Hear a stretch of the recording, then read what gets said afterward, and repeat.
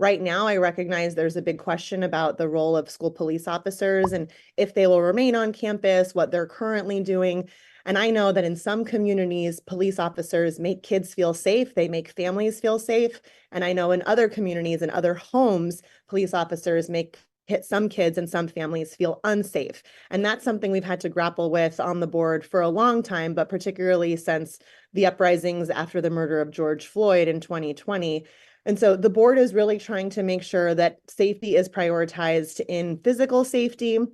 You know, you've heard some conversations about, students having some more altercations with each other, not just with their words, but with their hands. And so much of that is as a result of us needing more time to teach good behaviors in school and in community and in homes, right? When we have anger or frustration, that using our hands is not the safe way to respond to that. And unfortunately, that's not the role of a police officer. They don't teach kids behaviors on the front end.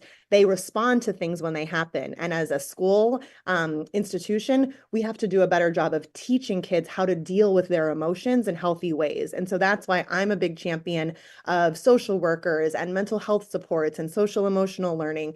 And I wrote a resolution last year to bring more community-based safety. And it doesn't just mean safe passage partners, which we've heard a lot about, but it should be parent leaders coming in and helping with this, because you all help your kids with these kinds of skills at home and we could be learning together. Of course, there's also the drug use, which is another result of mental health concerns. Self-medicating to escape from the current realities is an adolescent challenge we're all dealing with here. And again, not one that I think police officers are the frontline response to. We have to do so much more for prevention. I hope that we can work together to use more of our budget on preventing these kinds of harms from happening. And then when they do happen, of course, we have to communicate better with families, those who are impacted, make sure that you know that we're responding to the students who were involved, but also to the students who observed the situation. You know, a fight is not just harmful for the kids who are fighting each other, it's harmful for everyone else who saw it.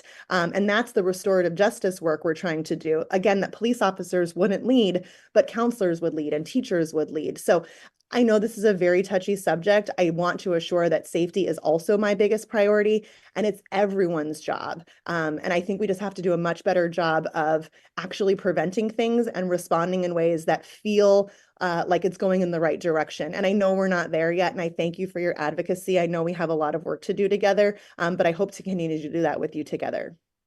Usted ahorita respondió esto de la seguridad, de todo lo que están haciendo. Llevan 3 años con este experimento en las escuelas y que el distrito tiene suficiente dinero para todas esas posiciones con las que usted dice que tiene que trabajar para la prevención, pero la policía también es prevención. Lo que usted está diciendo es incorrecto.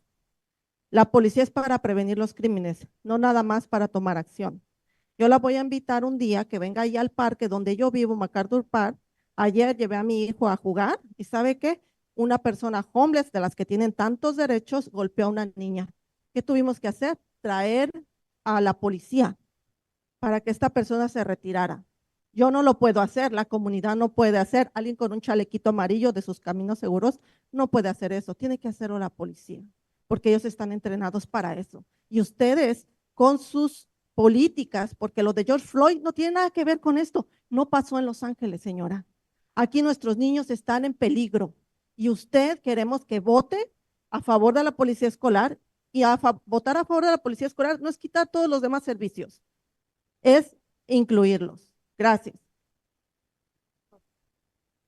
Yeah, again, I'll just say, thank you for your advocacy. This is really tough. I agree that police officers are necessary, and we have worked with LAPD and the sheriffs, and I represent Gardena that has its own police department as well. And they are trained to respond to things, particularly when it's not someone from our school community, like what you mentioned happening with, not a student, not a parent, but someone outside of the school community near the school. And we honestly have a lot of work to do to better our collaboration with the city, the county, and other municipal law enforcement agencies. It's interesting. We have money now because we received a lot for the COVID recovery efforts, but we're still recovering from COVID. We're going to be for a long time. And my view has always been that we've never quite had enough for public education. Before the pandemic, we were about $16,000 to $18,000 per student. Now we're closer to $24,000, $25,000 per student, but we're going to lose that money and we're going to go back to where we were with 16, 18,000 per student in the next few years. And I'm sure Saman's team has been talking to everyone about, what it will look like going forward. And I, for one, just have a really hard time spending public education dollars on law enforcement when I know there's so much law enforcement money already in the city and the county. And I think as a school district, we need to partner better with them to respond to the kinds of incidents that you're talking about. Other school districts do not have their own school police officers. They work with the cities and counties in different ways. Now, I'm not saying our school police officers are definitely better trained, right? I'm not saying that sheriffs and LAPD need to be on our campuses. I'm not looking for anything like that, like in New York City. That's how it is. NYPD is in high schools over there. But I think we can do something better here in LA. And we're still learning together. I don't disagree that it's been a few years of removing the permanent presence of one officer, and the patrol car for some people is a deterrent. But I think, we still have a lot of research to do on just all the components that go into the various things that keep kids and families safe. And, for my part, as I was saying, it really, for me, is about spending public education dollars on the teaching components, and the law enforcement dollars should come from other buckets, which honestly are just much bigger than the budget for LA Unified.